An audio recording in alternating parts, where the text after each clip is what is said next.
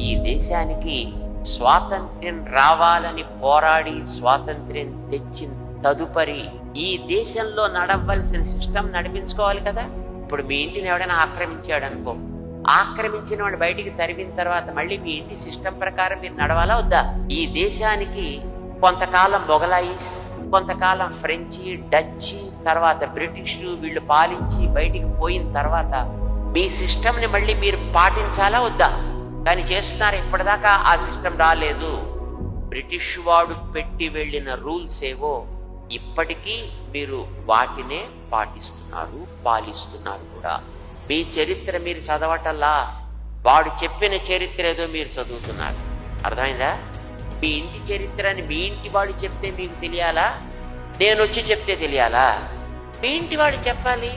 మీ ఇంటి వాళ్ళైనటువంటి ఋషులు చెప్పారు మీకు, కానీ అది మీకు నచ్చలేదు. వాడెవడో వచ్చి చెప్పాలి. వాడెవడో వచ్చి చెప్పాడు మీ చరిత్రను రాసి ఇది మీ చరిత్ర అన్నారు.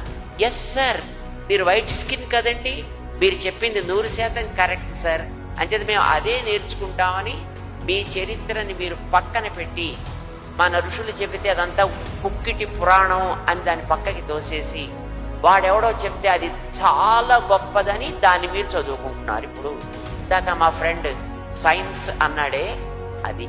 మరి మీకు స్వాతంత్ర్యం వచ్చి in spite of 80 years you didn't know what your history is, you didn't know what your ancestors are, you didn't have any idea of what your systems are.